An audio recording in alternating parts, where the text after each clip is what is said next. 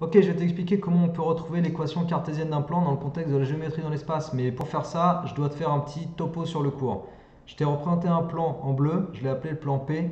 Dans ce plan P, j'ai fait apparaître un vecteur normal au plan et des vecteurs contenus dans le plan.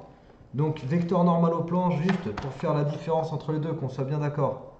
Si les feuilles représentent le plan P, le vecteur n il est comme ça. Et les vecteurs U1, U2, U3, eux, ils sont contenus dans le plan. Ok. Donc, stylo dans la feuille pour les vecteurs U1, U2, U3. Stylo positionné comme ceci pour le vecteur N, vecteur normal. Ça veut dire quoi en fait? Ça veut dire que je suis en train de te montrer que si N est normal au plan, alors N scalaire U1 égale 0, N scalaire U2 égale 0, N scalaire U3 égale 0.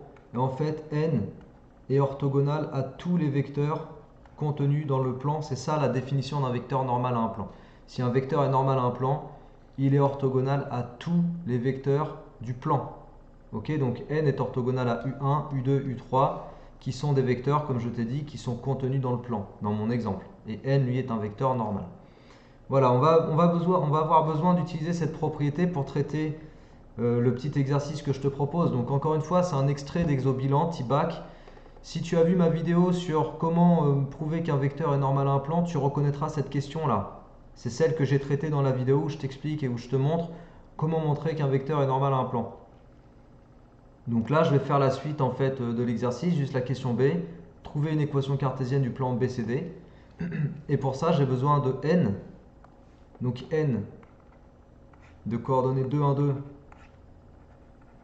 est normal au plan BCD. Ok. Et puis j'utiliserai dans ma petite rédaction les coordonnées du point B. Donc elles sont données ici. J'ai repris aussi un petit bout de l'énoncé. Les coordonnées du point B, c'était 4, moins 1, 0.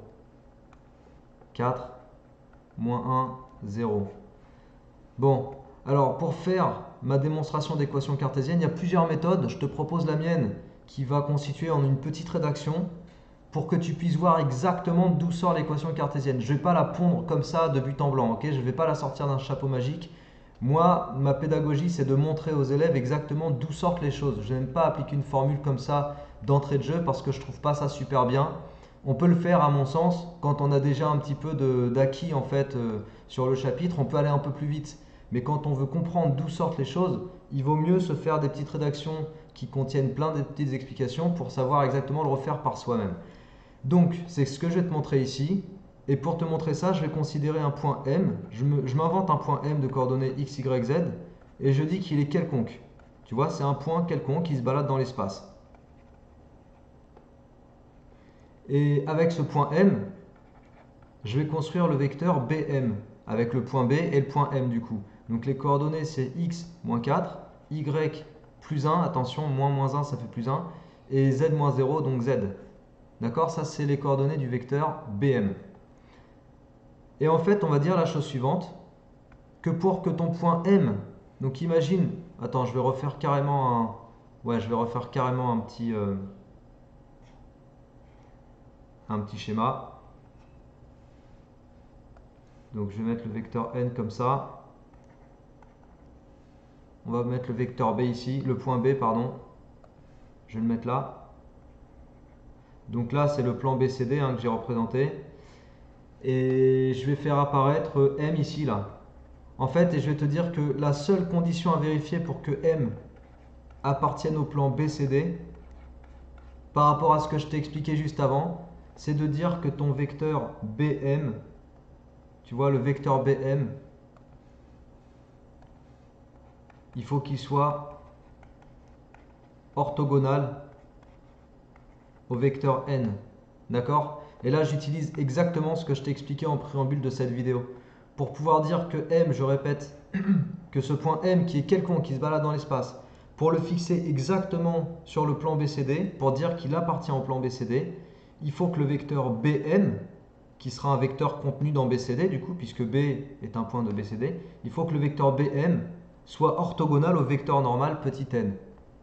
Donc ma condition, je l'ai écrite ici. Je te le répète encore une fois, M appartient à BCD si et seulement si BM orthogonal à n.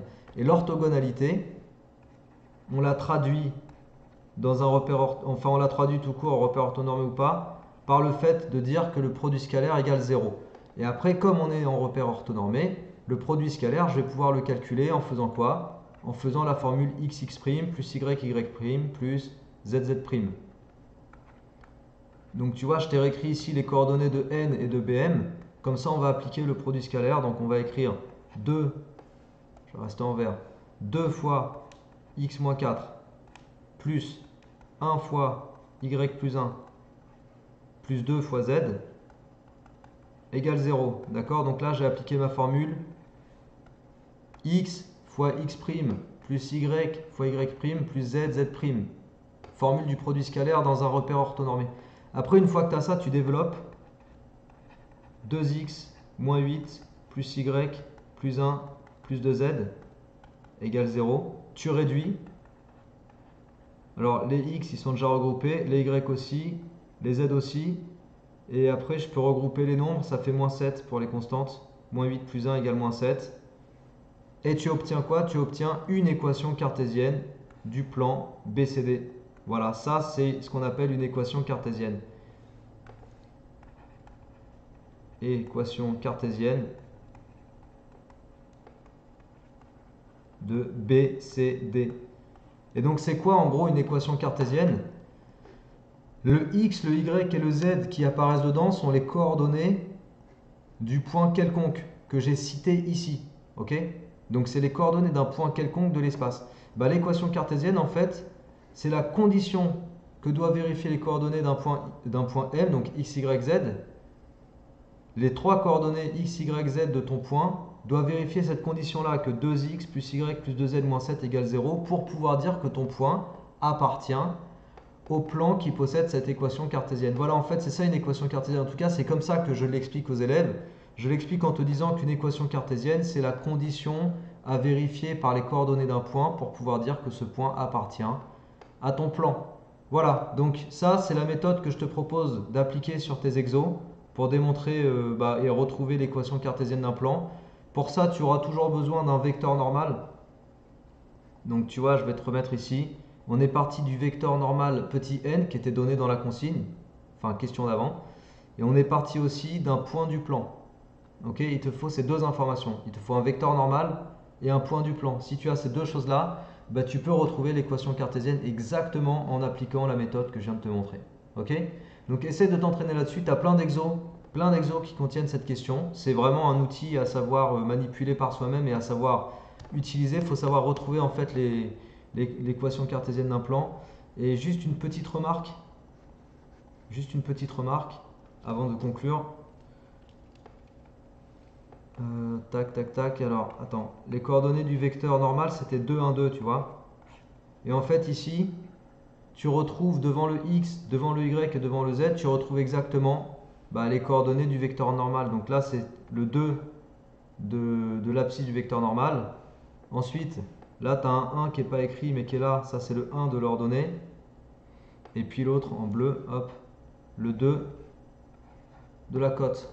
D'accord? En fait, tu retrouves les trois coordonnées à chaque fois, c'est comme ça hein, que tu peux aussi retrouver l'équation cartésienne parce que les trois coordonnées du vecteur normal apparaissent devant le x, le y et le z.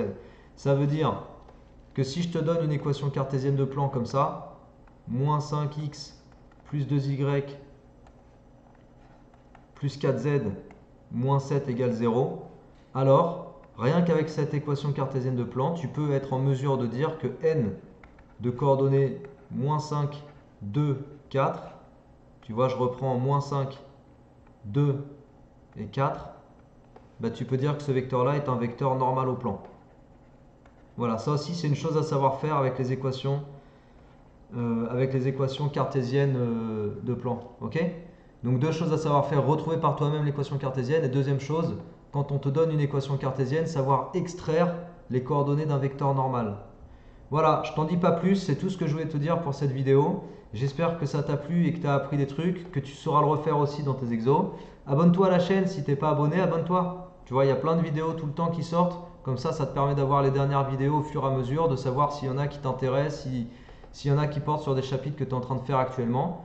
Donc voilà pour ça, et puis d'ici là, bon courage et à la prochaine. Ciao!